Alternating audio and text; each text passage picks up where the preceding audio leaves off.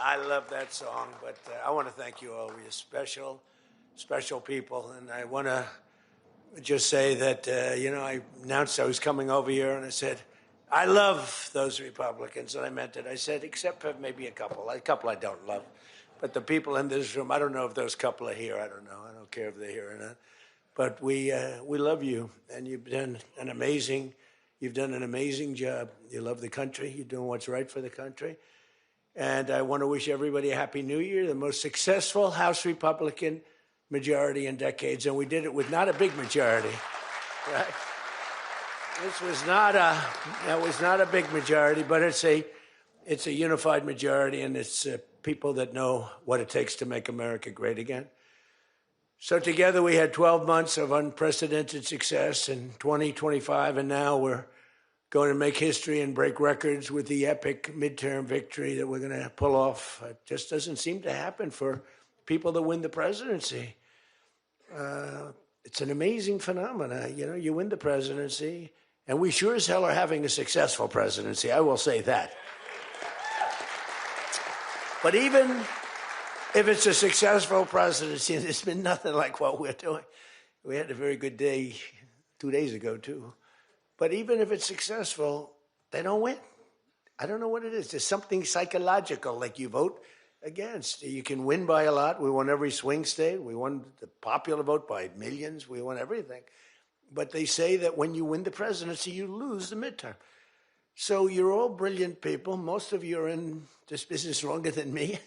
That makes me smarter than you. Because look where I am, right? No, it doesn't. But I wish you could explain to me what the hell's going on with the mind of the public, because we have the right policy. They don't. They have horrible policy. They do stick together. They're violent. They're vicious. They're vicious people.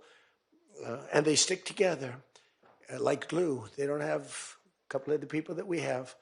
A couple of people, not too many, really very few. And that's why I want to just say that before we go any further, I want to express our tremendous sorrow at the loss of a great member, a great, great, great member, Congressman Doug LaMalfa, who passed away yesterday, as you probably have heard. And he was the leader of the Western Caucus, a fierce champion on California water issues. He was great on water. He wanted, release the water, he'd scream at him. And a true defender of American children. He was a defender of everybody. And our hearts go out to his wife, Jill, and his entire family. He voted with me 100% of the time. And by the way, he wasn't a 3 o'clock in the morning person. Do you know what I mean by that? Where the speaker goes, sir, could you call up? Could you call? I said, what time is it, speaker? Sir, it's 3 in the morning. Could you make a couple of calls? How many? 9. So I'd start calling 3 in the morning. I said, I shouldn't use any names. I'm just going to create problems. But hi, Jim, and I'm not talking about Jim Jordan. I never had a call 3 in the morning for him. But I said, hi, Jim, how you doing? I just called to say hello, 3 in the morning. Okay, sir. Sir, you haven't spoken to me in 3 years, and it's now 3 in the morning, so I know what you want. You want my vote? And usually almost always they'd give it. But they wanted to be called. And with Doug, I never had a call. He was with us right from the beginning. I love those guys. I must say I probably love them the best, the guys that I don't have to call. They know we're doing the right thing. I have a couple that are going to be with us all the way, but they just want the call. They want love. They need love. They're more insecure than most of you. It's true. No, most of you are secure people. You're all laughing. No, most of you are secure people. I had a couple say, look, I could have Trump call me all the time. I just have to break his ass a little bit. And he'll be calling. But I appreciate those. We actually had a little party. We opened up a beautiful section of the White House in the Rose Garden, and we had a party for all of those people that I never speak to and vote for me. And, I spoke to Doug, but I didn't speak to him never had a problem. And I was really saddened by his passing and was thinking about not even doing the speech in his honor. But then I decided that I have to do it in his honor. I'll do it in his honor because he would have wanted it that way. He would have wanted it that way. He would have said, do that speech. Are you kidding me? Do the speech, big guy. But he was a fantastic person. Man, that was a quick one. I don't know quite yet what happened, but boy, it's a tough one. He was just with us. He was our friend, all of us, every one of us. And I also want to send our best wishes to Congressman Jim Baird and his wife, who are recovering from a car accident. They're going to be okay, but they had a pretty bad accident. And we're praying that they get out of that hospital very quickly. He's going to be fine. She's going to be fine, but it was a bad accident. And I want to thank the man who has been central to so many of our triumphs. He really has been. He's the guy that would call me to make those calls all the time. He's always working. And he's a nice person. You know, he's a high-quality person. But I want to tell you, he's a very tough cookie. I've seen both sides. Not often do I have to see the other side, because he's just, by nature, he's a very fine, religious. I like that. He's a religious person. I like that. I like religious people. It usually means they're more honest. Sometimes it doesn't happen that way. I've had some real religious ones that did numbers on me, and I said, I'm going to get them someday. They got me by surprise, but it's usually good, okay, right? And his name is Mike Johnson, Speaker Mike Johnson.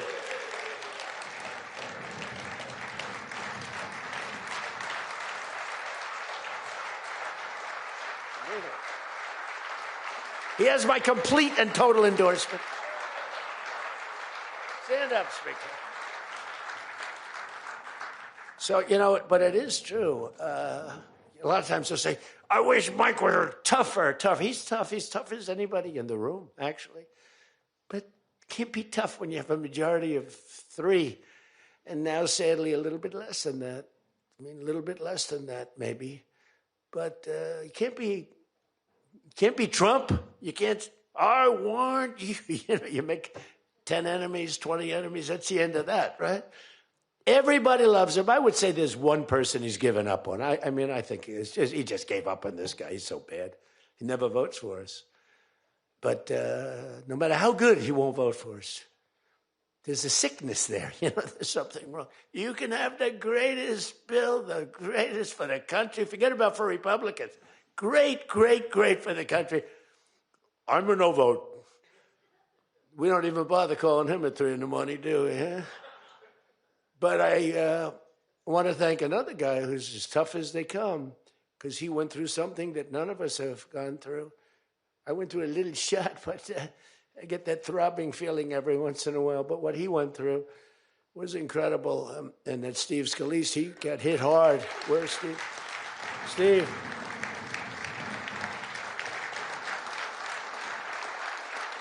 He's a tough cookie. He was dead. I went to the hospital. His wife was crying so much. He was a mess. Oh, yeah, she loves you. That's the only thing I learned about Steve, that he has a wife who loves him. Because I've gone to hospitals where guys are in bad shape, and the wife couldn't care less. She's waiting. She's looking for the next guy. Who's the next guy down the pike? Who the hell is the next guy? He's died. I said, it's so bad. Oh, yeah. I had one where the dog died and the husband died at the same time. I said, it's so sad. Yes, I love this dog so much. She couldn't give it, and the guy left her a fortune. Can you imagine? I shouldn't have left her anything, but she was much more concerned. It's true. Oh, the dog was devastated. The husband, he was like an afterthought. Your wife loves you, Steve. She's a great wife. Another one who has a great wife, Jackie, is Tom Emmer, right? Look at you. You have a great wife, but you haven't been tested like these guys. You haven't. We don't want to test her, right? She's incredible. She's a strong, beautiful, great person. She's a great person. She actually liked me at the beginning when we were having little fights. We weren't even having fights. We just didn't know each other. We didn't know each other. And I heard he said something negative about me. He was sort of right about the subject, but you're not supposed to say ever, even though you're right. But Jackie was saying, I'm telling you, he's a great guy. He's good. He's going to be a great president, blah, blah, blah. She was fighting for me. And now I love this guy. He's great. She was right about both of us, I think, right? But Tom has been incredible. He's incredible at what he does. He's a great team player. Your conference chair, Lisa McLean, is so strong and powerful and beautiful. Thank you, Lisa. Thank you. Thank you. And I think their broadcast, we said we don't care if the press comes or not. So when I say that, that means that they're broadcasting all this, and I'm letting my feelings out because it's true. I feel that way about so many people in the room. I could say it about many of the people in the room. Some I don't know as well, but many of the people in the room. They're incredible people. You're incredible what you're doing. We also have another one, Richard Hudson, chairman, NRCC. Richard's always in there, always with a smile. No matter what's happening, Richard, he always has a smile. He's just a positive guy, smart and positive. Thank you, Richard. Really appreciate it. You do a great job. Republican Policy Committee Chairman Kevin Hern. Kevin, where are you, Kevin? Thank you, Kevin. Thank you. Did a great job. Every one of you got to be proud of yourselves. And basically the entire House Republican Conference. It's been really amazing what you've done. And we're going to give you some ammunition today. I said, I'd love to make a speech. The Speaker asked me, would you make a speech? I said, sure. You think Biden would do that? Would you make a speech? What? First of all, people wouldn't ask him to make a speech because it never worked out well, right? Could never find the exits. You finish, look, stare here, stare there, stare here. You could jump off the front if you had to. No matter what he did, he got himself into trouble. So basically, they didn't ask him to, but if he did, it wouldn't be good. But it's good with me because, we have so much ammunition. We have ammunition. The problem is the fake news. That's why I like being on. I'd much rather do live television than do non-live because, when they say, as an example in my speech, peacefully and patriotically to the Capitol, peacefully and patriotically. Do you know that the Unselect Committee didn't report it, that I said those words? Do you know that the news never reported the words walk or march peacefully and patriotically to the Capitol? Do you know they never reported it? It's a scandal. The Unselect Committee never reported that. They never reported that Nancy Pelosi was offered 10,000 soldiers, National Guard soldiers, whatever you want. No, I don't want them. And the mayor. The mayors weren't writing. She was more honorable about it. But Nancy got caught when her daughter did a documentary. She's a documentariess. And she has her mother saying, it's my fault. I should have taken the soldiers or something. I saw that in the documentary. I said, whoa, this was a major story. Has she spoken to her daughter since that, But they just, they are vicious people, even on the attack. And it was an amazing military feat that took place yesterday. Think of it. An amazing military. The people are saying, well, thank you.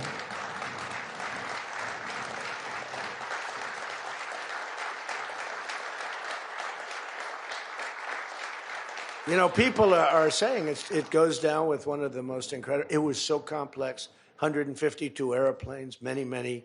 Talk about boots on the ground. We had a lot of boots on the ground. But it was amazing. And think of it, nobody was killed. And on the other side, a lot of people were killed. Unfortunately, I say that, soldiers. Cubans, mostly Cubans, but many killed. And they knew we were coming, and they were protected, and our guys weren't. Our guys are jumping out of helicopters, and they're not protected, and they were. But it was so brilliant. The electricity for almost the entire country was, boom, turned off. That's when they knew there was a problem. There was no electricity. Caracas said, there's no electricity. It's not the only people with lights were the people that had candles. It was just off.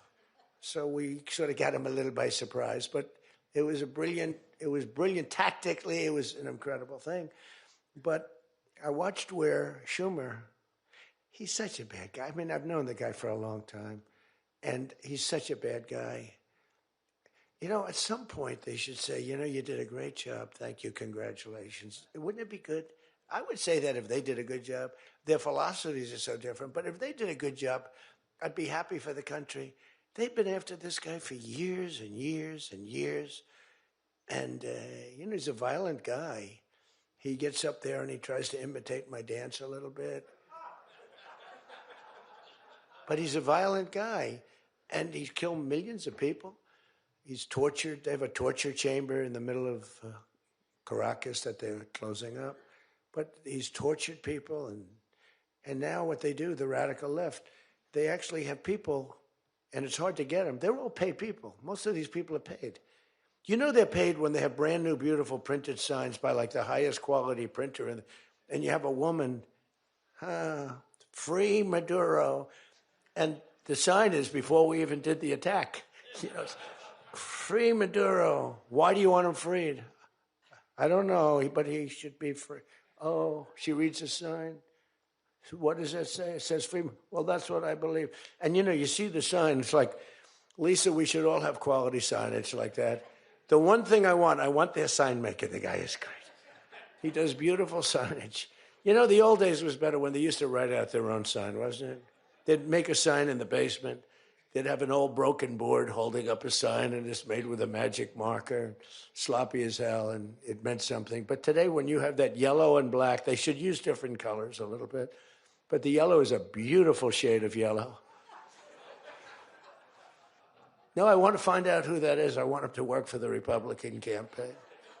He's much better than our guy, whoever the guy is. But the United States proved once again that we have the most powerful, most lethal, most sophisticated, and most fearsome.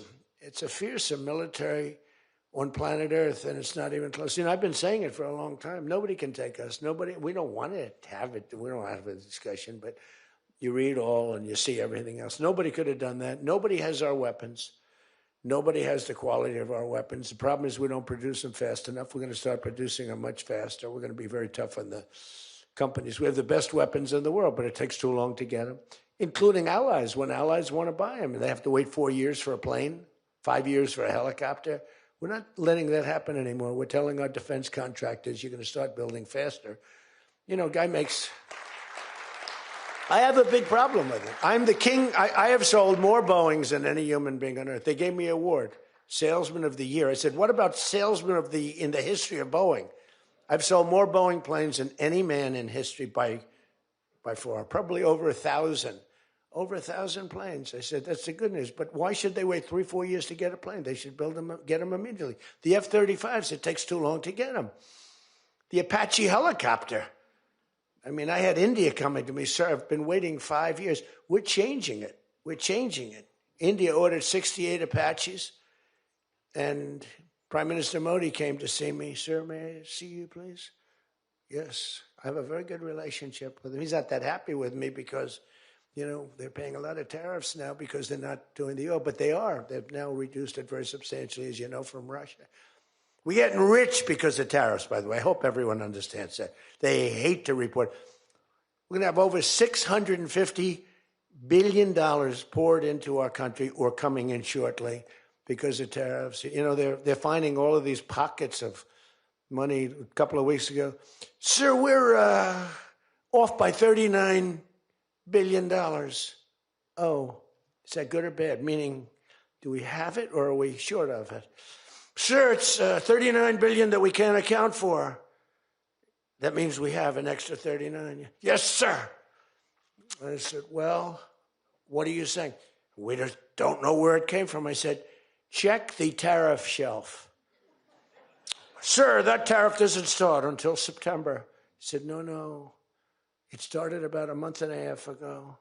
Check it. Comes back 25 minutes later. Sir, you were right. It came from tariffs. This never happened to us before, where we find plus 39 billion, not million, plus 39 billion. They were missing. We've taken in $650 billion or shortcoming, and that's because I'm being nice. If I want to be, and we have national security because of tariffs. And frankly, we have a big Supreme Court case. I hope they do what's good for our country. I hope they do the right thing. The president has to be able to wheel and deal with tariffs. And now, if you have the right president, it's good. You have the wrong president, if you have the wrong president, nothing's good. Tariffs are the least of your problems. We found that out for 4 years. We had the worst president, did the worst job. They had the worst policy. We have to even run against these people. Now, I won't say cancel the election. They should cancel the election because the fake news will say, he wants the elections canceled. He's a dictator. They always call me a dictator. Nobody's worse than Obama and the people that surrounded Biden. Not Biden. I don't think it was Biden. He didn't know what the hell was going on, okay? The election was rigged. He had no idea what happened. He still doesn't. The auto pen. And by the way, you ought to make a big deal out of the auto pen. The auto pen was your president. Because most of the things were signed by auto pen. And you're not allowed to do that. I signed very little. Now I just sign everything because it's just so crazy. But, like I had the other day, we elevated a general to 4 stars. I think you should sign that. That's a big deal. A general did a great job, was elevated to 4 stars. And I had the general in, and I signed it in front of him, held it up. You got to sign that. You can't give it to an auto pen. And you can always tell an auto pen. One thing, it has 2 little tiny dots. You know that? 2 little dots. You know what that's from? 2 pins. They go bing, bing. They're wonderful things. But you got to sign it. And the law is you have to sign it. If somebody's, telling the auto pen person, he has to be authorized by the president of the United States. Well, he wasn't. The guy barely knew the president. How many times did you speak to the president, right? He said 2. And they just spoke about the weather. It was like this. But he was never authorized to sign. And I think 95% of the things were signed by auto pen. You can tell because the auto pen is a nice, clean signature, and his signature is a mess. The only thing he signed was, which is nice, was Hunter's pardon. That's the only thing that we can find that he signed. Most of it he didn't sign. So somebody's sending papers to sign, and he wasn't the president. First of all, the election was rigged. You ought to have voter ID. You ought to insist on it. You ought to insist on it. Can you imagine? In California, they not only don't have voter ID, but if an official at the voting booths, which they don't have, by the way, because it's all mail, if an official, a voting official, even asks somebody for voter ID, sir, would like to see your identification. Do you come from our country? They put him in jail for tampering with the election. Okay? We got to straighten this out before it gets too crazy. California is more corrupt than any place. California is more corrupt than Minnesota. And I won Minnesota. Well, Tom's going, I think so. Well, it's close. It can't be proportionately, probably nothing's more corrupt, right? We got to win something. Yeah, right. He says you got to win. I'll tell you what, I did great there 3 times. I was surprised 3 times. Those elections are corrupt. They got you 1 time, too. But I heard a long time ago, but they got you. But they got to straighten those out. But we have to have voter ID. And, when you confront a Democrat about voter ID, like in a debate or something, I said it a couple of times with Biden, and it's just one. They're very embarrassed when they say, we want voter ID, voter identification. The only reason somebody doesn't want that is because they want to cheat. Our elections are crooked as hell. And you can not only win elections over that, and not only win future elections, but you'll win every debate because the public is really angry about it. And you ought to pass the SAFE Act, or whatever you're going to call it. Are we going to SAVE Act or the Save America Act? I think we're going to change the name a little bit. You're going to put that up for a vote? I think everybody in this room certainly should do it. And it's a bad vote for them because they're voting against things like voter ID and other things that are almost equal to voter ID. But when somebody says, no, we don't want voter ID, that means they're crooked. And the public understands it. You win elections with that. But I think it would be really important, Save America Act, if you would put that up for a vote. It's got my total endorsement. And all it is common sense things about the election. And they'll fight it like crazy because they cheat. That's the only way they can win. When you have policy so bad, when you have policy with men and women's sports. Men and women's sports. And they fight like hell for it. They still are. I saw the other day a person that you know very well, a congressman, was fighting like hell. And, I was out the other day with somebody, and I was with an ex-football player. The guy was massive. His leg was like this. And a young woman who plays flag football. And she's very good, supposedly, as an athlete. She's smaller than this guy's leg. Okay? And if they were playing football together, he wouldn't even have to run. He could just keep walking. They couldn't take him down. He can't even believe it. But there's so many. They had a race, a long-distance race. They had champion men, women, one of those marathon deals. The man finished 5 hours and 14 minutes and 36 seconds sooner. He beat the champion woman by 5 hours. It's so demeaning to women. It's so ridiculous, right? It's so ridiculous. The weightlifting, take a look at the weightlifting records. One record stood for 18 years, and it was broken by 112 pounds. They couldn't get 1/8 of an ounce, They'd put an eighth of an ounce on. Then she's going to break the record for her mom, who's sitting in the front with her father. I'm going to break it. And she's out there. We're adding 1/8 of an ounce to each side. This record has stood, ladies and gentlemen, for 18 years. But she's going to do it. She's looking to get into the Olympics, right? And she gets up, and they put a little tiny thing like this, little thing. And my wife, by the way, my wife hates when I do this.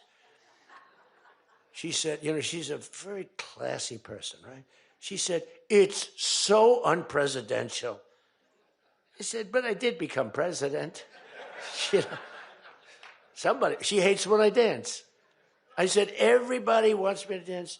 Darling, it's not presidential. She actually said, could you imagine FDR dancing? She said that to me. And I said, there's a long history that perhaps she doesn't know. Because he was an elegant fellow, even as a Democrat, right? He was the attack by Japan, he was quite elegant. But he wouldn't be doing this. But nor would too many others. But she says, darling, please, the weightlifting is terrible. And I have to say this, the dancing they really like. She said, they don't like it, they're just being nice to you. I said, that's not right. The place goes crazy. They're screaming, dance, please. But the weightlifting, but no, the girl gets up. And you see, I want to be more, but I have somebody watching. I want to be more effusive. I want to really, But she gets it, and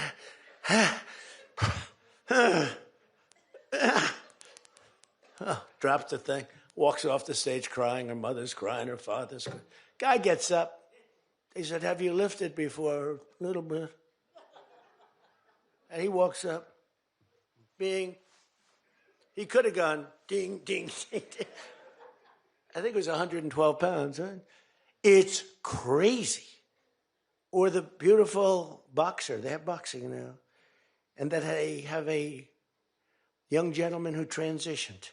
He was a very good boxer, but he wanted to be a woman, which is, to each his own. Because I want to be very liberal when it comes to these subjects. I'm trying to get that vote. It's not an easy vote to get. It's very tough for me to get it. But he transitioned, and he transitioned.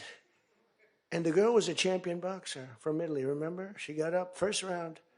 He hit her, boom, with a left. A left, for those, everybody here knows about. But a left, Lisa knows better than anybody. But a left is defense. He goes, boom.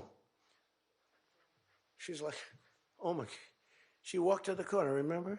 She didn't go down, but she did everything else. But she said, I've never been hit like that before. I don't want to go out again. You can do it. You can do it. Bang. She walked off. She said, he happened to win the gold medal, that young woman. He won the gold medal. There were two transition people. They both won gold medals. The whole thing is ridiculous. You have policy on your side. They don't have policy on your side. Right? You have policy. And I saw this guy fighting like hell. The swimming records is ridiculous when you look at the swimming, any records. It's crazy. And it's so demeaning to women. Women are the, and for a long time, they refused to talk about it. They were embarrassed to talk about it. Now they do talk about it. They talk about it openly. But they have the worst policy on everything, open borders. We want open borders. They still want an open border. We did the greatest job ever on borders. And I think they forgot it. My guy said to me today, I have a great guy, Ross. He's the greatest speechwriter. He said, sir, let's not mention the border. Nobody cares about the border anymore. Can you believe it? This was the biggest, this was the biggest thing there was. It says to me, nobody cares about the border because it has a shelf life. I fixed the border. I fixed it in my first term, but now I really had to fix it. It was much worse, when I came into office. Millions and millions of people were pouring into our country. And I fixed it. And my guy, who's incredible, says, people don't want to hear it, sir. You've done that. The problem is people forget that I did it. They totally forget. They were talking about the other day, we don't like Donald Trump on this. We don't like Donald Trump on that. And somebody just out of the blue said, well, he did an unbelievable job. Who cares about that? They're saying, that's been done. What do we do about that, Mike? Everything you do. It's almost like, what have you done lately is the way you have to run your life. In other words, I could have the most unbelievable 4 years, and I guess I'm not allowed to run. I'm not sure. Is there a little something out there that I'm not allowed to run? But let's assume I was allowed to run. I could have, there's going to be a constitutional movement. No, I could have the most unbelievable 4 years. Everything was great, but in the last week, I made a little slip up in something, and you lose the election. It's like, so we can't let them forget that we did such a great job on the border. By the way, Venezuela, everyone, they're marching in the streets. They love it, except in New York. I mean, where they find these people? These people, and they're not these people are a mess. I know it's not nice to say that. These people are a mess. Where do they find these people? They're the worst looking people I've ever seen. They got hats that are all frayed and all, they look like, they're all paid. They don't even know what they're talking. When the reporters don't interview them because they know that it's, the press is so anti. It's hard to believe the press can be so anti because it's all common sense. It's not, we're conservative, whatever. Doesn't matter. We're all common sense people.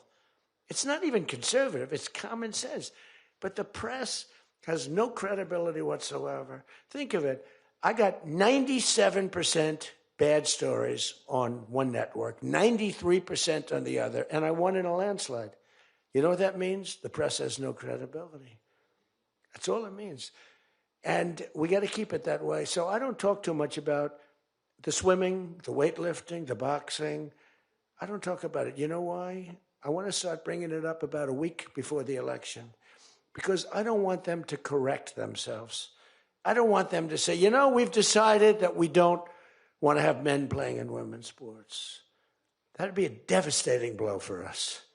Because that's, they say it's an 80-20. No. It's about a 98-2 issue. We've decided that we will not have open borders where the entire world, from the Congo, prisons from the Congo, these are extraordinarily tough people. These are people that make our motorcycle gangs look like fine young men. Okay? Our motorcycle gangs are wonderful people by comparison. No, they come in from prisons in the Congo. They come in from prisons from all over the world, but in particular Venezuela. Tren de Aragua comes in, and Tren de Aragua, they say it's the worst gang in the world. It makes our gangs look like little sweethearts. It makes our gangs, you want to take them out to dinner, they're so nice. They cut off the fingers of people. One guy makes a phone call in Colorado. The governor stinks in Colorado. He has no control. So Tren de Aragua, they don't want to do anything about it. So ICE has to go in and take them out because the governor doesn't want to do anything. But they make a phone call. They've taken over my building. The landlord's calling. They took over his building. So the governor doesn't want to do anything. But he calls the police, the guy. They come in. Did you call the police? This is Trindade Rugg. We're talking to the man that owns the building. Did you call the police? Yeah. Boom, they cut off his fingers. If you call him again, the next time your hand comes off. Can you believe it? The guy's walking around, his fingers were cut off. And these are the animals that we're throwing the hell out of here. Washington, D.C. is now the safest city in the country. And you people know that better than anybody because you were, I mean, think of it. You're in Congress. You're respected people. You're afraid to walk outside. Washington, D.C. Now, we had a terror attack 4 weeks ago, and one person's looking down from heaven, and the other one is actually recuperating and going to make it, I think, but really badly hurt. Really badly hurt. Most positive mother I've ever. No, my son's going to be fine, sir. The mother was telling me that the night of the attack, I went just like I went to you. I spoke to this incredible woman. Sir, everyone's praying for my son. He's going to be fine. The doctors thought she was, just hoping against hope. There was no chance. And 2 weeks ago, he got up and started walking around. It's amazing, actually. So maybe some really bad. It looks like he could be okay. He's going to have pretty bad after effects. But that was a terrorist attack on people that are doing a great job. And it could have been anywhere.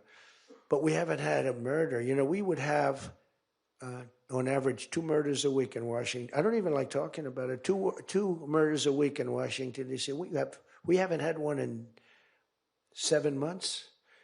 People can walk out now. You can walk down with your wife down to the restaurants, which are booming, by the way. I mean, if you go back to before I got in, and we did a pretty good job 4 years ago, but there was never this, in my first term. So when we were during the first term, we were pretty good, but, it wasn't like that big of an issue. It became a big issue because people were being mugged all over the place. We had a couple of people working in the White House that were killed. We had one guy waiting for his wife in a car. They said, "Get out of your car." He said, "Well, I'm waiting for my wife." They blew his head off. The wife is walking up to the car. Animals. And then they get angry when I say, "They're animals." Nancy Pelosi, "They're not animals, they're human beings." No, they're not. This is another thing. That's a 98-2 issue also. No, they're animals, and we've taken them out. We've took out over 2,000 people, brought them back to their countries from where they came, or they're in prison now in Washington. Because it's not just like, you have to take the bad ones out. 2%, 3% of the population causes 90% of the crime. Think of it. 2% of the population in Washington, D.C. causes 90% of the crime. So when you get rid of the 2%, we took out over 2,000 people, got them out of the country or in prison. Some were so bad that we didn't want to send them back to their countries because they'll come back in, even though it's hard now, but, they're pretty smart. They're sick, but they're smart. But you're now living in one of the safest cities in the country. It's a great thing. You can walk to the restaurants. Restaurants are booming. New restaurants are open. They were all closing. You wouldn't have had a restaurant. And I don't know about you, but to me, those soldiers standing there look so good. I'm not going to feel safe walking down the street without them. I don't think you would either. Even though, we took out so many criminals, I just feel better. To me, they're beautiful. I look at these soldiers, and you feel safe. You feel safe. I don't think if we took them out, even if the crime wasn't much, it would definitely be more. We did a great job in Chicago. They don't want to talk about it. We, against all this slob of a governor, this stupid slob, who's the family threw him out of the business. He was a dope, and the Pritzker family, but they threw him out of the business. And the mayor, he's a low IQ person, extremely low IQ. We should give everybody like these competency tests, right? The cognitive, they call it cognitive. I'm the only president that went for cognitive. I think every president and vice president should be forced to take cognitive exams, mental tests, like, are they intelligent? Wouldn't it be nice? Do you think Walz could pass a cognitive test, as an example? Do you think Kamala could? I don't think Gavin could. He's got a good line of crap, but other than that, he couldn't pass. I mean, here's a guy who didn't want to have water coming down from the Pacific Northwest. Why? You know, they have a little tiny fish, this big. It's a little tiny fish. Not doing well. You know why? No water. They're sending water. It's too much. It's killing the fish. So they cut it off. And then they have 25,000 houses burned down. They don't know why. No, I think, I believe in it. I'm the only one that took a cognitive test. I do, it's the worst. If I don't do a medical exam, because I've had times where I went longer, because I'm busy. If I don't do a medical exam, they say, Trump's not doing an exam. There must be something wrong with him. If I do the exam, they say, why did he do this? Why did he do this part of an exam? He did too much. There's something wrong with him. Do you remember there was a period, Mike, where I had 32 days in a row I did one press conference, 2, 3, sometimes 4. I do them behind the desk. I don't even just do it. I do press conferences. But I do many press conferences. So in 32 days, and then one day, just one day. This is 32 days in a row. Must be some kind of a crazy record. Then one day, do you remember I didn't do one? Because I took Kai, my very brilliant golfer, beautiful young lady who swings the club so beautifully. She's a great scratch golfer and loves playing. Grandpa, would you take me to play golf? So I ran, I play golf in like record. I play speed golf. It's better that way. You know the expression? Miss it quick. No, I play speed golf, but I'm a good golfer. Everybody knows. Anybody that I've beaten in this group. But I love to play golf, but I don't get to play much. But I took off 2 hours, and the press couldn't find me. But they knew I was there because they follow me. And I was getting, are you okay? Guys are calling me up. Some of the guys in this room. Sir, are you okay? Yeah, what's the problem? There's a report, sir, that you're no longer with us. Remember that? No. The report was that I don't want to use the D word. It's such a horrible word. Dead. I don't like. There's a report, sir, that you're no longer with us. I said, well, I just hit a 280-yard drive. This isn't bad.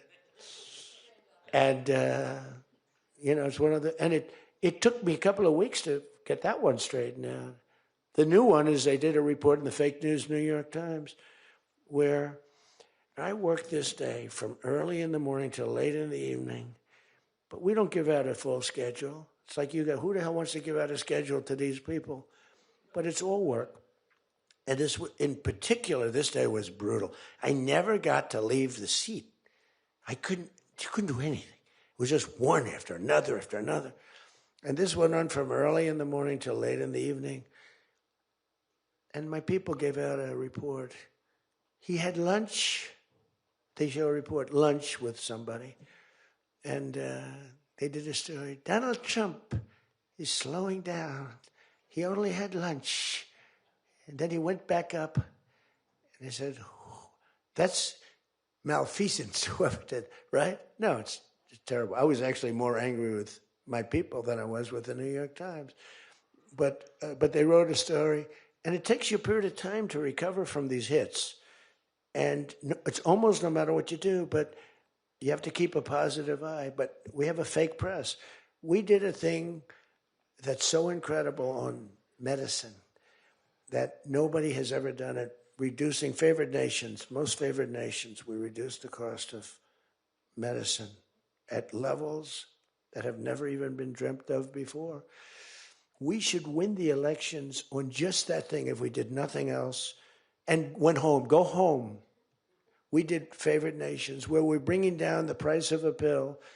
As an example, in London, the pill sells for $10. In New York, it sells for $130. That's 13 times as much. Most favored is I want to pay what the lowest nation in the world is paying. Everybody knew about it, but nobody had the guts or the stamina to do it or the respect from other nations. But I do. And then you also had to get the drug companies. The drug companies were not easy, but they were much easier compared to the other nations. So the other nations used to tell the drug companies, we're not going to pay more. You kept it for years the same price. Everything, we just kept going up, up, up. And finally I had the drug companies and I said, listen, fellas, you can't do this. Can't do it anymore. I'm not going to let it. We're going to do it. And you're not going to do it. And I did things to them that were brutal. But I really found out it was the nations that were so tough.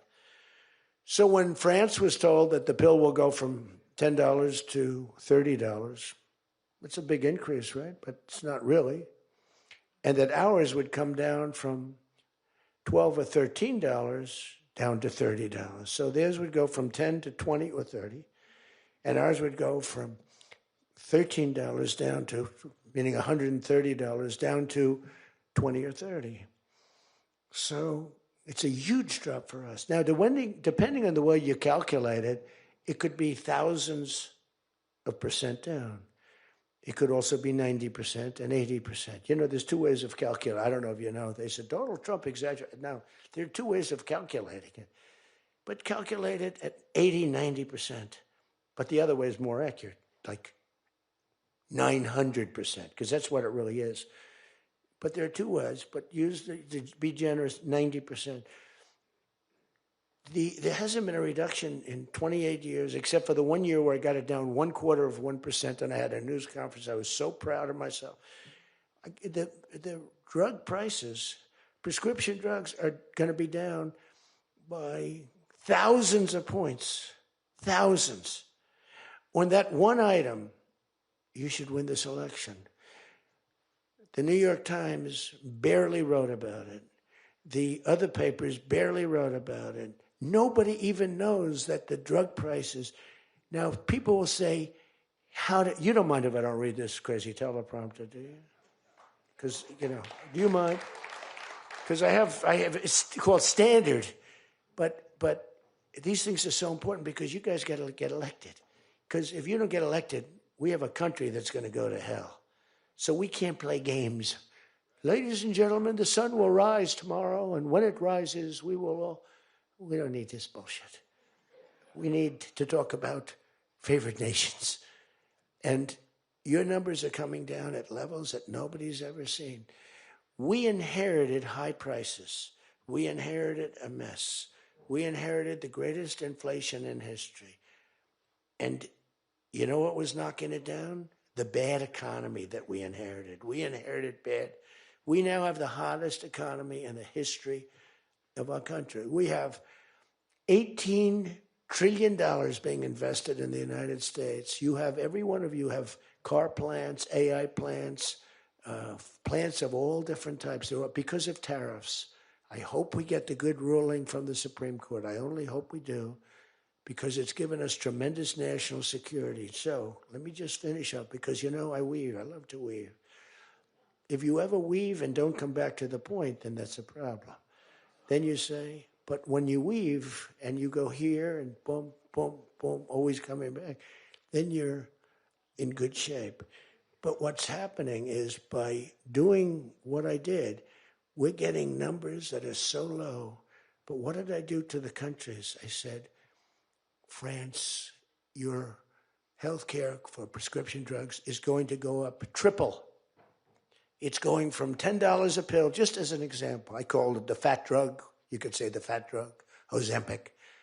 Ozempic is $80 in London, and it's $1,300 in New York. The fat drug. A friend of mine called me up. He said, what the hell is going on? A very rich guy, but I said, the fat drug doesn't work on you. Why are you even taking it? The drug has failed miserably, but he's a very loud, boisterous. He's not a bad guy, not a great guy, smart as hell. But he's a very rich guy. This drug, he could have paid millions for it. It wouldn't have mattered. But he said, in London, I'm paying $80. In New York, I'm paying like many times more than that. What the hell is that? That's because of what's happened. Because the nations held us back. So the drug companies, I had made a deal with them. You're going to do it? They said, whatever the nations agreed to. The nations were a bigger problem than the drug companies. So I said, you tell me they'll never agree, sir. I said, 100% they will. 100%. They said, sir, the smartest guy, Eli Lilly, Merck, Pfizer, all genius. They're all making numbers you wouldn't believe. The defense contractors are making more. That's why I'm going to say, you're making $45 million a year and you can't produce a frickin' helicopter for 7 years? We're going to talk to them about that. But I said to the France, I called up, as an example, France, just as an example, I like him, he's a nice guy. Emmanuel, you know Emmanuel Macron. I love the French accent. Emmanuel. They said, listen, you're going to have to raise your prices a little bit because we're paying 14 times more than you. That's a lot, right? We're paying numbers. In other words, we're making up for all of this deficit. No. I don't know.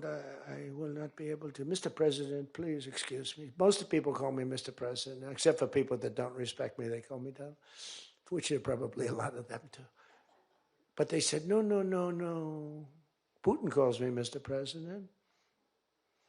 She calls me Mr. President. Emmanuel goes, no. We will not do that. Yes, you will, Emmanuel, 100%. Because I was told they wouldn't do it. And this is, you can take Emmanuel and add up Hans. You can add up Ludwig. You can add every name in the book. It's all the same. The answer is no. We're not going to double our drug prices. Not for you or anybody else. I said, yes, you are, 100%. We are not going to do it. No, you don't understand. 100%. You're going to do it and you're going to like it. They go, I don't understand. I've told you 5 times, why do you keep saying you're going to do it? Because I'm always right about, Trump is right about everything, right? I said, the hat. Trump is right about it. I have been right about everything. Got to keep it going. Is there wood up here? Hold it. I always like to, just in case. Trump was right about everything. And I said, so you're going to do it, Emmanuel? No, I'm not. I said, okay, here's the story, Emmanuel. If on Monday you haven't agreed to every single thing that we want, I'm putting a 25% tariff on everything coming out of France, including your wines, your champagnes, and everything else. No, you cannot do that. I said, I can do that, and I will do that. Even for national security, I'll do that. But this is for medical security. And 100%. Now, let me explain. The tariff I'm imposing on you is 42 times more expensive than what I'm asking for you in return. So you can either have a 25% tariff added on to you, like I did with China on fentanyl. I put a 20% penalty tax on China, and it's drying up because the tax is far more than they make with fentanyl. But with the other nations, I said, you're going to do it. And you know what he said? You can't do that to me. I said, yes, I can. Don't worry about it. It's not going to be that bad. You just have to explain it to your people, your 39 million people, that, by the way, don't vote by mail. They vote on paper ballots. They tried voting by mail, and there was fraud all over the country. We're the only country that votes by mail, essentially. You know that, right? You know, Speaker, that's another thing. We're the only country that's stupid enough to vote by mail. Even Jimmy Carter's commission said, don't do it. But just to finish so that you won't say he wanders. Emmanuel said to me, Donald, you have a deal. I would love to increase my prescription drug prices by 200% or whatever. I would love to do it. It'd be such an honor. Whatever you want, Donald, please. Don't tell the population. Please, Donald, I beg you. Every country said the same thing. No, we will not do this. Some were strong, some were very nice, some were rude. But they all said one thing, no, we won't. And within, I'd say on average, 3.2 minutes, they were all saying, we would be honored to quadruple our drug prices. So we would be honored to quadruple our prices if that's what you like. We want to make you happy. Okay. Therefore, I will not charge you a tariff, and you're going to increase your drug prices by 3 times what they were paying 2 days ago, right? And we have now favored nation. You think Biden could do that? I don't think so. Think Biden ever thought of it? Now, everybody's wanted favored nations, but everybody knew it was impossible to get the countries to agree to it because they wouldn't have done. And they've been doing this for 40 years or whatever it is. We were subsidizing the entire world. That's just one of the many things we're giving. But you should take that thing. That's going to save. Now, that also, when you add that to healthcare, your drug prices are much lower than what you projected. So we're going to reduce healthcare by a lot. One other thing. On healthcare, it's never been our issue. It should be our issue. We had a very nasty vote from a couple of people. I guess Collins, I guess Lisa Murkowski, and I guess a man named John McCain. Remember? Thumbs down. You remember. He said, I'm all for 10 years he campaigned. I don't want to be nasty, but for 10 years he campaigned on Obamacare. We're going to destroy Obamacare. We're not going to do it. And then we're going to terminate it. And then it was a little surprising. We could have had health care, good health care. Obamacare is bad, and the people understand it's bad, and the premiums are horrible. But one thing I've learned a lot about health care. I found health care sort of like not of tremendous interest, but it was very important. And I made it of tremendous interest. So I made a statement a couple of months ago, because I saw the numbers. I said, boy, because, I like to see what's going on. That's one of the reasons. By the way, we set an all-time record again today.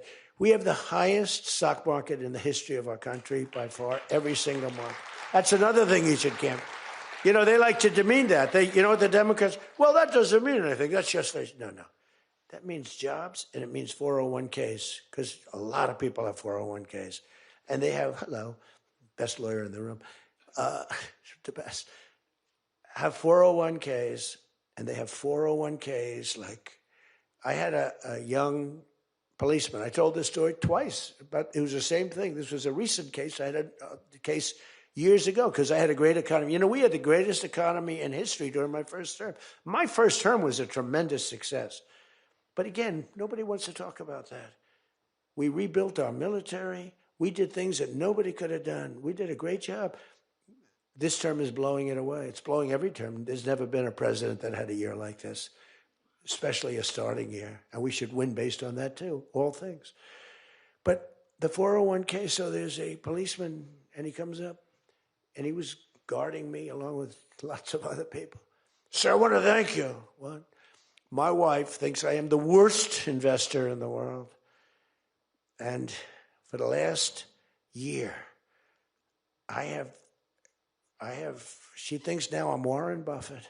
She said, you're smarter than Warren Buffett. You're a better investor than Mr. Warren Buffett, sir.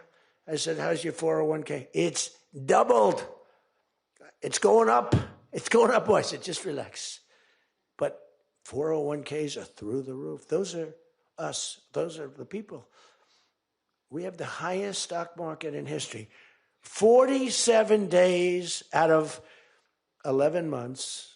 We have just a piece of the last month left for the first year.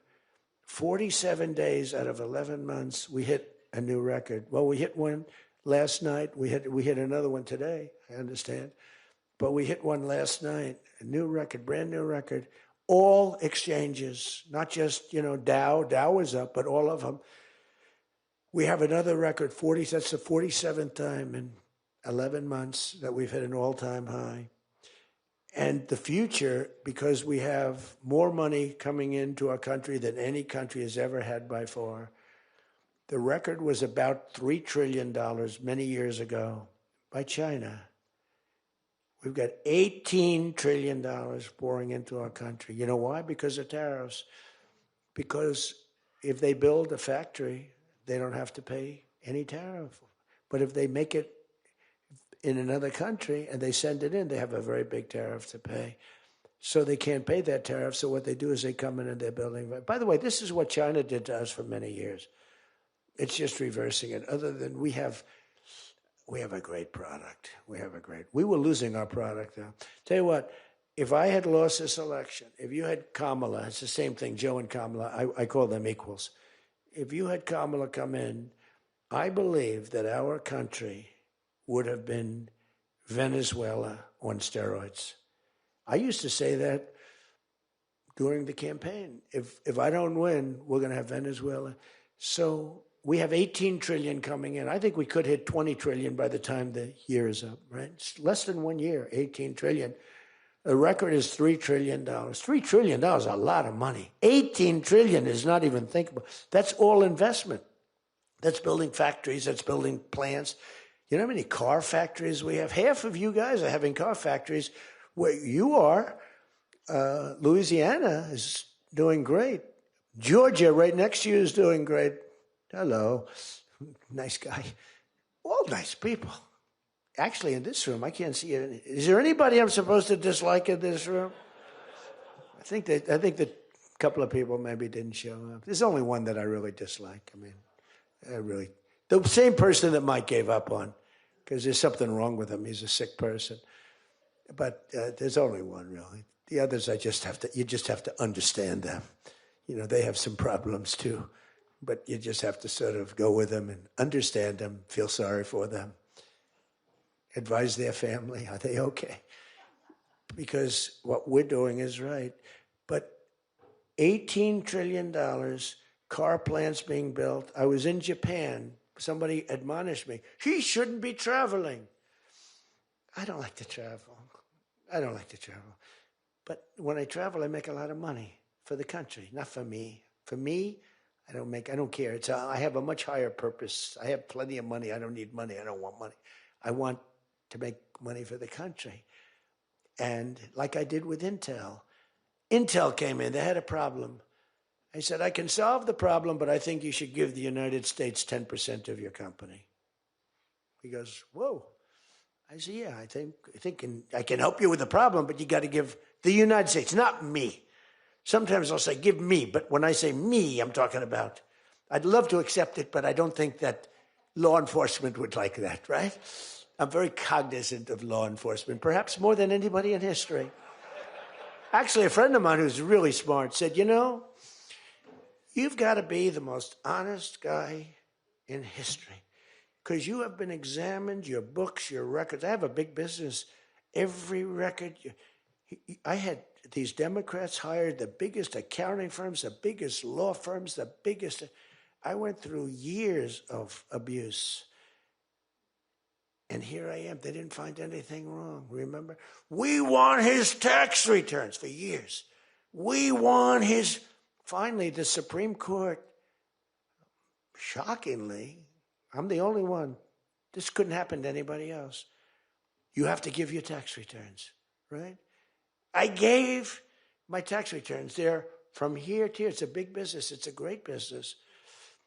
And I built a great business, like much bigger and better than anyone even understands. But I gave my tax returns. They go from here to the ceiling practically. They got them. Headline, Trump to give tax returns. Supreme Court ruled I had to give my tax return. Can you believe it? Everyone said, you're not supposed to do that. And by fighting, they think you're trying to hide something. You know, naturally. I gave my tax returns. That's the last we ever heard. They hired the biggest accounting firm in the world, most powerful lawyers in the world. They spent millions and millions of dollars going over those returns. There hasn't been one story that I did anything wrong. So this friend of mine who's highly sophisticated, rich guy, smart guy, said there's nobody that I know that could have gone through an examination like that and not ended up in prison. Nobody ever had to suffer like I did. Nobody ever did that to anybody else. You know, there was an expression, Andrew Jackson was the most abused president in the history of the United States. You know who second was? This is before me. You know who second was? Abraham Lincoln. But he had a civil war, so we have to give him a pass. But Andrew Jackson was treated horribly. He was a great general and a good president. So bad that his wife died. I mean, his wife died. They were horrible. But I just saw a report came out the other day. I blow them away. He never got impeached twice. I got impeached twice or nothing. On a perfect phone call, remember? Perfect phone call. Tim Scott, who's a great guy, great, wonderful guy, South Carolina, straight guy, right? He is a good guy, good person. He's an honest person.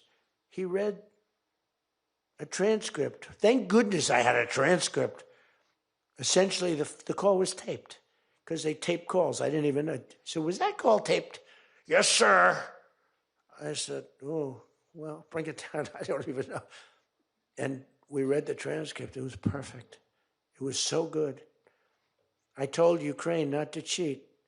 And if you see any cheating, report it to the Attorney General of the United States. That was my call. They said, he was trying to intimidate. All I said is, don't cheat. And we have a signed agreement that Ukraine can't cheat. You know that. It's the only country we have actually a signed. They violated the agreement many times, I would tell you. You'll find out. I was right about that too. But nobody's gotten treated. But this guy said to me, for you to have escaped. But the one thing, and I'll just end it, because Jim Jordan back there, world champion wrestler, 128-1. Whatever happened to the one guy? The Russian. He lost to, how dare you lose to a Russian? Do you know the more impressive record for Jim? Because I'm a big sports person. I love sports. Jim went to high school. As in high school, he was considered like the top wrestler. But he was undefeated in high school. Now, what that means is that as a freshman, he was beating seniors. Is that true? Were you actually undefeated? Seriously, were you undefeated in high school? That means as a freshman, he had to beat seniors, Steve. Nobody could, because there's such a difference between a freshman and a senior. To me, that's more impressive than anything. But I'm also impressed with his fight. Now we have to close the deal, Jim. We got to close the deal. Close that deal. So, I respect. I saw Jim, and the first time I met Jim, I looked at him, and I said, tough-looking guy. But I noticed the ears, they were a little rough. They were a little bit of a rough. Some people would say a little cauliflower on that ear. They said, Jim, have you wrestled before? Yes, I did. Where? Was it Ohio State? Something like, he was an All-American at Ohio State. I said, yeah, I could sort of tell. I look at the ears and I can sort of tell. But have you had plastic surgery on your ears, Jim? No? Because they look better now than they did the first time. They've healed over the years. They've healed. Actually, now you're wrestling with probably much tougher people, the radical left lunatics, right? But anyway, so I just want to leave it by this. I want to say that you are great people. We have all of the policy. We have wonderful.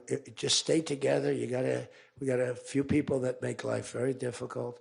They don't have that. I used to say they don't have a Mitt Romney in their midst. I mean, Mitt Romney was very difficult. You know, he was almost like for them. He was on the Senate side. But we have a couple of people that are really bad. I mean, they're bad, but maybe they'll straighten out. Maybe somebody in the room can sit them down and straighten them out, because what we're doing is the right thing for the country. We're not Republican or Democrat. We're doing the right thing for the country. If you look at what we're trying to solve the healthcare problem. We're trying to get better healthcare at a lower price. I mean, that's a good thing, right? And the one thing I learned, and just in concluding, and I said it like a month and a half ago, and it was the number one thing in the country. Even the fake news covered it. They tried to put a negative spin on it, of course. I said, I read a story about insurance companies making a fortune. A fortune. Their stocks were up 1,700%. Who invested recently in a stock that's up 17? And that's because the money that they're getting from Obamacare is massive. And the government generally. That means they're making a fortune. And as soon as that, because I have a natural, I don't want to say it again, but I have a natural business instinct. I do. I've always done things. I've done some things that people said you're crazy and I made a lot of money with. I've done a lot of things that were good. I have an instinct, right? Somebody said, he's got the best political instincts of any politician in 150 years. I said, no, I don't.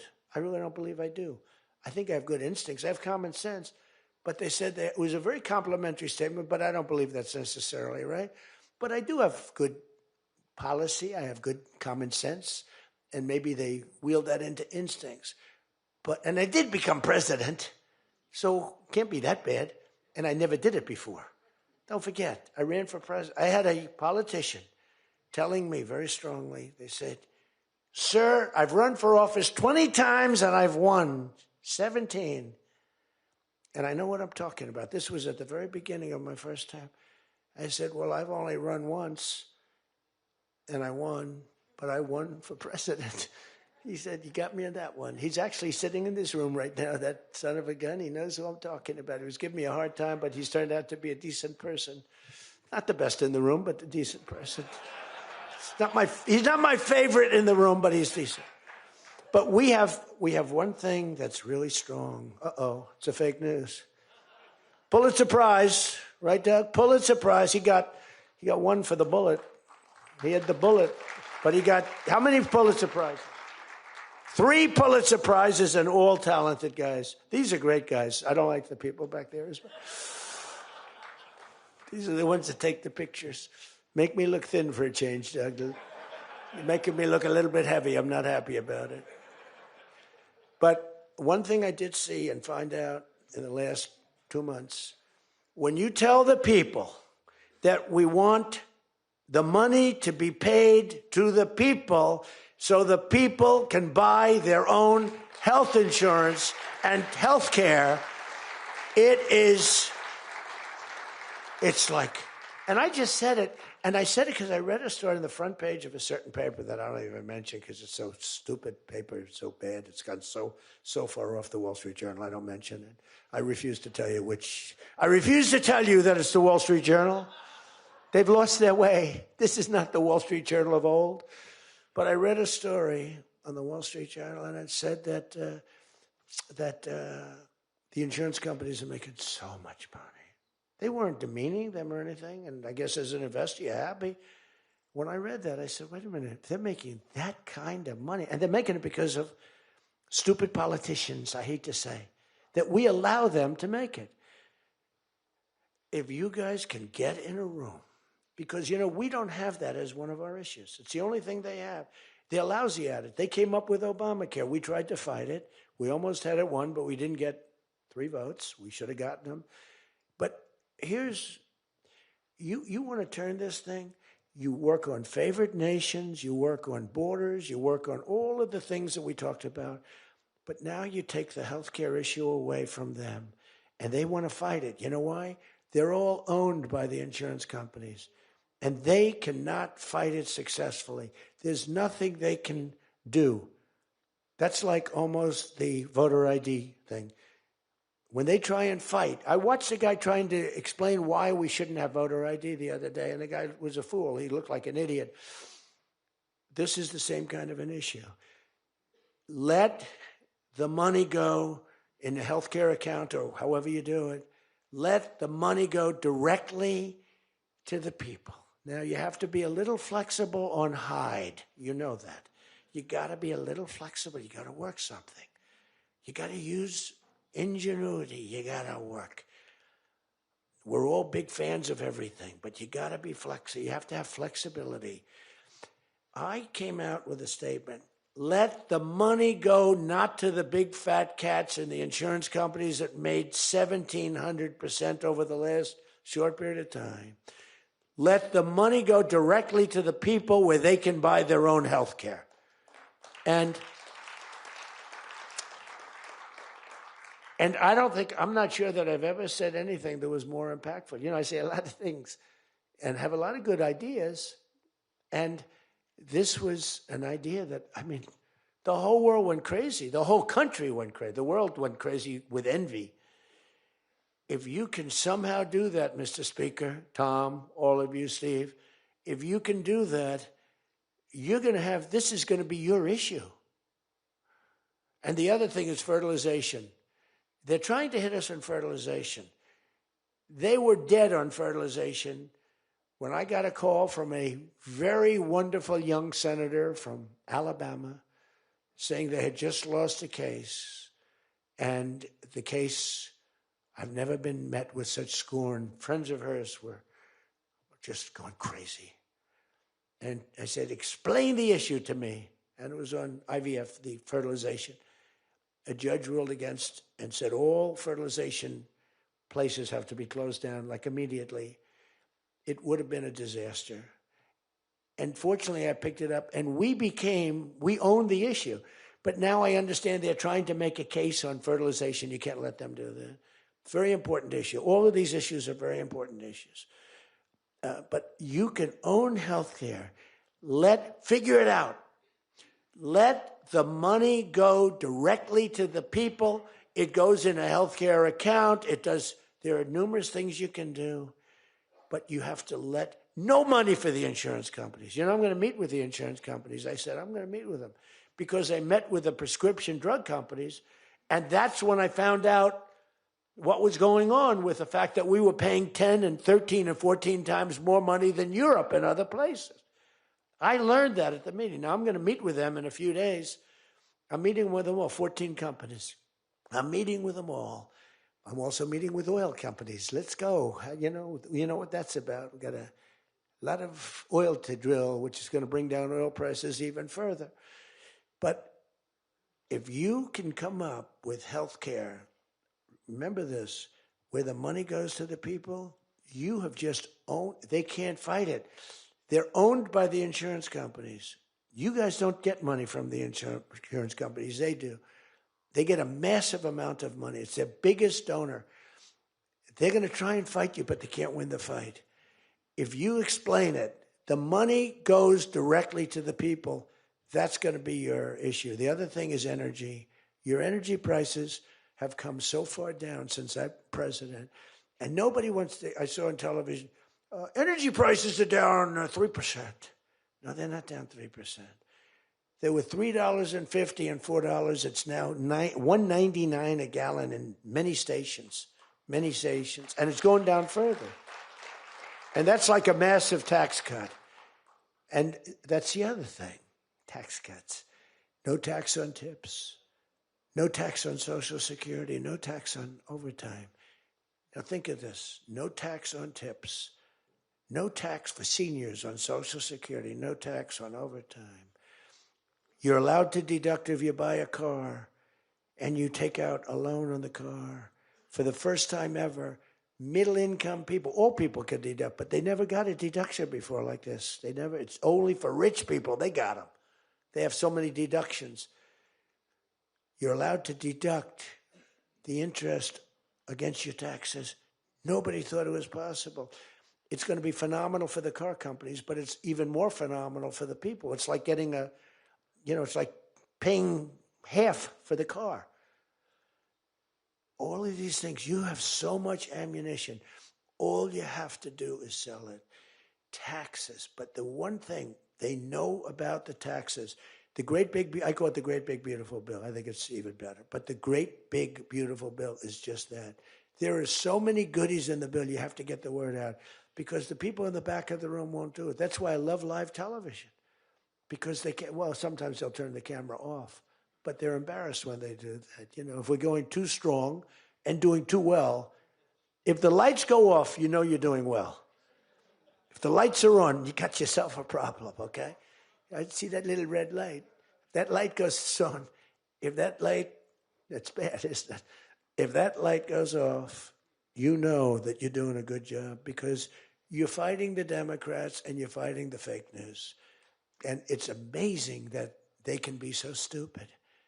And they don't have credibility anymore, and you can beat them. I mean, it's the old thing that, never fight the news, but you have no choice because it's almost like they become radicalized. But you are fighting the news, but you can beat them. That's why I'm standing here. I mean, I had Kamala. I was beating Joe by 30 points, and then they changed him. That's like a fighter in the ring. He's losing, and they said, let's put somebody else in to take his place. Very unfair. They changed in the middle of the election. They said, he's going to lose, so let's give somebody else. And fortunately, she was just as bad as him. Probably slightly. I don't know. Would you say as bad or worse? Close. Pretty close. But it took 6 weeks. It was a honeymoon period. 6 weeks. It took 6 weeks to find out that she didn't have what it takes. But you got to win the midterms. Because if we don't win the midterms, it's just going to be, they'll find a reason to impeach me. I'll get impeached. We don't impeach them. You know why? Because they're meaner than we are. We should have impeached Joe Biden for 100 different things. They are mean and smart. But fortunately for you, they have horrible policy. They can be smart as can be.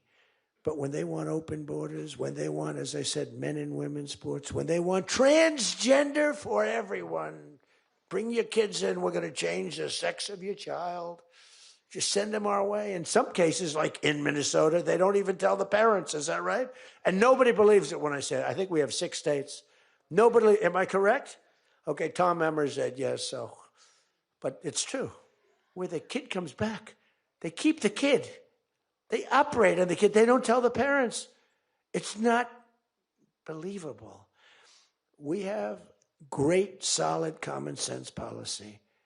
They have horrendous policy. What they do is they stick together. They never have a no vote. They impeached me. I never knew I was going to be impeached. I get a phone call. You just got impeached. I said, what does that mean? It took them 10 minutes. They impeached the president of the United States, who did a damn good job. I rebuilt our military, Space Force. I got everything. I did a lot. They impeached me for nothing, twice, for nothing. Fortunately, you were on our side, and we were unanimous. And the second time, the few people in this little group, like Rice and this, they're all gone. Every one of them is gone, except one that we're going to sort of let ride with. Some guy that has a state that you might as well just let him ride. But think of it, everyone's gone. Everyone's gone. It makes me feel so good. I don't want to feel vicious, but I'm so happy that everyone. And they're seriously gone, too. They lost in landslides. This guy named Rice, he lost by 48 points, right? Remember him? Oh, no, there he is. What a job you did, Mr. Fry. Congressman Fry. I looked around for somebody. It's true, this was a good choice. We've made some bad choices, too, because you have to do it. I said, who the hell can run against this guy, Rice? It was a Trump plus 40 district. They had riots around his house that night. You know, he voted, I vote to impeach. And that night they had riots. So they said, who the hell? Just give me somebody. A warm body. And then, no, it has to be a living, breathing person. And then if I could get a genius, it would be good. And we got a guy who is so good. He's been, I think, are you happy with him? I think so. Stand up, Russ. He's great. I said, where does he come from? He's like a senator, state senator or something. I said, all right. I spoke to him one time. I said, you're accepted. But little did I realize how good he was. You did a great job. You've done a great job, and the people love him. So he has done a great job. I just want to say this. I haven't read one word on this thing. Who the hell else could do this? And I think I gave you something. It's just a roadmap, and it's a roadmap to victory. You have so many good nuggets. You have to use them.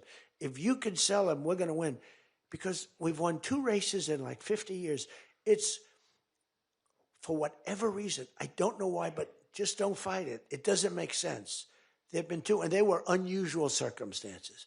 So whether it's a Republican or Democrat, whoever wins the presidency, the other party wins the midterm, and it doesn't make sense, because we've had the most successful year probably in the history. They say, and now you add what happened essentially yesterday, we've had the most successful first year of any president in history.